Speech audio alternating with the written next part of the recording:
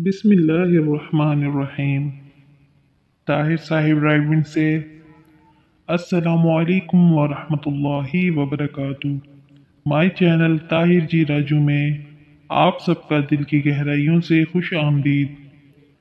अगर मेरा channel subscribe नहीं किया तो प्लीज़ सब्सक्राइब कर लें, बेल आइकन पर क्लिक करना ना भूलें। वीडियो को पूरा ज़रूर देखें और लाइक शेयर ज़रूर कीजिएगा। सोशल मीडिया पर फरिश्ते बने हम लोग अगर हकीकी ज़िंदगी में सिर्फ इंसान ही बन जाएं तो कमाल हो जाए। जुम्मा वाले दिन हमारा व्हाट्सअप मदरसा बना होता है। जुम्मा मुबारक के स्टेटस से और फेसबुक पर हम लोग इतनी अच्छी अच्छी बातें लिखते और शेयर करते हैं जैसे हमारे जैसा नेक, सिफ्त आला किरदार, दयानतदार और ईमानदार इंसान और कोई है ही नहीं। रोज़ जब फेसबुक ओपन करो तो इस्लामिक पोस्टें, दुआएं और वज़ाइफ का ढेर लगा होता है। समझ नहीं आता कि हम लोग जैसे सोशल मीडिया पर नेक और बाकिरदार बनते हैं, काश के हकीकी ज़िंदगी में भी वैसे ही होते। हमारे मोबाइल में मौजूद सोशल मीडिया हमारी सोच का मुवाजना करती है कि हमारे दिमागों में क्या चल रहा है, कि किन बातों में दिलचस्पी रखते हैं। अगर आप इस्लामी पोस्ट्स में बाकायदा दिलचस्पी लेंगे तो ये आपको इस्लामिक पोस्ट दिखाएगा। ड्रामों या फिल्मों में दिलचस्पी रखेंगे तो ये हमें अदाकारों की दुनिया में ले जाएगी। गर्ज दुनिया की जिस चीज़ से लज्जत मिलती होगी फेसबुक वो दिखाएगी। यानी जिस चीज़ में आपकी दिलचस्पी होगी ये उसी मुताबिक आपको एंटरटेन करेगा। बात करने का मकसद है कि कुछ लोग कहते हैं उफ बहुत बेहयाई है, जिधर देखो बेहयाई।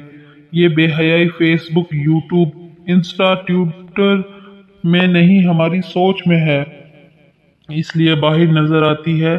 कुछ अरसा मोमिन बनकर इस्तेमाल करो, आपको अपनी फेसबुक भी बाबरकत नजर आएगी।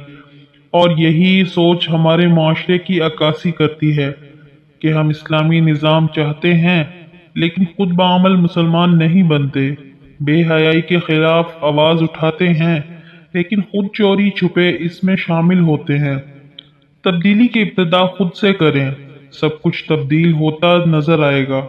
हम हुक्मरानों को कहते हैं कि हमारे हुक्मरान ऐसे हैं वैसे हैं, हमारा निज़ाम खराब है। ओ भाई, अक्ल को हाथ मारो, पहले तुम खुद को तो देखो तुम कैसे हो, तुम्हारे मामलात कैसे हैं। धोखा, फ्रॉड, झूठ, गीबत, जिना, कर्ज लेकर वापस ना करना, सूदी निज़ाम और खैर से हमारे नौजवान हों या किसी भी उम्र के अफराद, राह चलते औरत को ऐसे तरसती निगाहों से मुंह से राल टपकाते देख रहे होते हैं।